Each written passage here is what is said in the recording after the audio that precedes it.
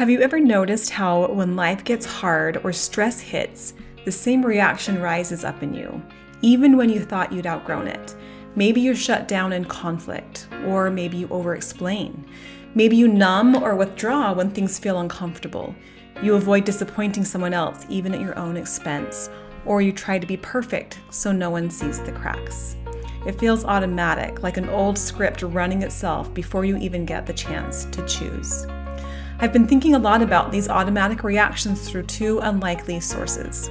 The first is James Hollis, the psychologist and author of the book Through the Dark Wood. And the second is the Netflix movie K-pop Demon Hunters, which I recently watched with my boys.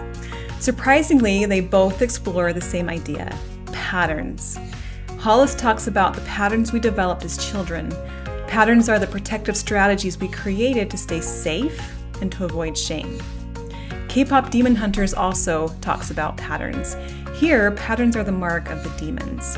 As the story progresses, we learn from the character Jinu that these patterns are the evidence of a deeper shame hiding beneath the surface. Two very different stories, one shared truth. We all carry patterns. And every pattern traces back to an inner fear, a wound, or a belief that once kept us safe, but now it keeps us stuck. My name is Michelle Shelton. I'm a registered dietitian and an IFS-informed coach, and today we're diving deep into this theme of patterns.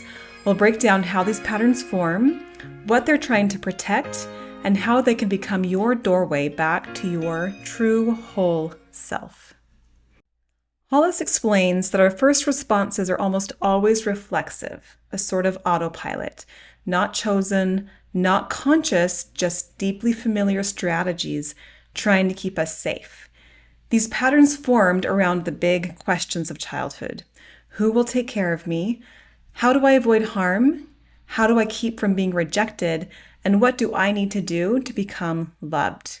We all ask these questions because childhood is a season of dependency. We are completely dependent on another to get our needs met, to stay safe, and to survive. And so over time, these responses formed what Hollis calls the false self, the version of us built on patterns that learn to manage anxiety, prevent overwhelm, and keep connection at all costs. And here's the thing, these patterns worked. They protected you when you were small. They preserved the connection and minimized the disapproval of your parent, your caregiver, or your peers. But here's the problem. These patterns also keep you small, hiding the light and the potential of your true self. They don't know you grew up, so they keep running the same script long after you've outgrown their story. So how does this apply to K-pop Demon Hunters? The same theme of patterns appears in the movie. The demons in the movie carry patterns, visible markings on their skin, and that's how the hunters recognize and track them. But as the story unfolds, we learn something deeper. Those patterns come from shame, from old wounds, from painful messages like, you're not enough, don't be seen, fix yourself, don't need anything, tone yourself down and hide your story. And here's the twist. The main character herself carries patterns. She carries shame. She carries shadow she tried to bury, just like we all do. Because at some point in our lives, we all heard these same messages. You're too much. You're not enough. You have to change to be accepted. And in the movie, these demons eat the human soul, sucking out the person's inner light and leaving them fully consumed by the stories of shame, disconnection, and separation from the people around them. What a beautiful metaphor of what shame does to us. It dims our inner light and keeps us stuck in our patterns where we remain disconnected from ourselves and others, our false self. And, spoiler alert, here's what we learn in the end. The way out is to embrace the pattern, to see it and the shame underneath, and allow the whole system to reinfuse with the soul, to reclaim its inner light. Here we heal. Here we release the shame. Here we begin the path back to our full potential. Hollis says every pattern ultimately serves two purposes: to protect us from overwhelm and to protect us from abandonment. Perfectionism, people-pleasing, shutting down, rage, caretaking, withdrawing, overworking, or overeating, all of these are strategies designed to keep us from feeling too much or from losing connection with the people that we depend on. Patterns aren't weaknesses. They're evidence of how hard you worked to survive, how creative you had to be, and how deeply you needed safety and belonging. Your patterns reveal the story you once had to live by, a story you're now ready to grow beyond. The task is not to fight, suppress, or shame your patterns. It's to understand them. They are not your true nature. They are your survival strategies. And the journey is to rediscover your personal authority, to reconnect to your inner voice, to the things that feel true to you, to the path life is calling you to take, to live a life that fully embraces your gifts, your abilities, and values, instead of letting old patterns choose your path for you, the path of safety. And here, the first step is always awareness, building awareness of your patterns and the influences that take you out of true self. So here are some questions you can ask to help reflect and evoke this awareness. What do I tend to shut down or hide in myself? What do I judge in others? What am I afraid will happen if I don't respond in this way? Where do I carry fear? And where do I tend to react, then either regret or defend my actions? Then to invite healing, you can ask, what do I already know about this reaction or about this pattern? Who taught me I had to be this way to belong? And finally, to reclaim your authority, asking questions like, what would the truest version of me want right now? What choices feel expansive, open, or aligned?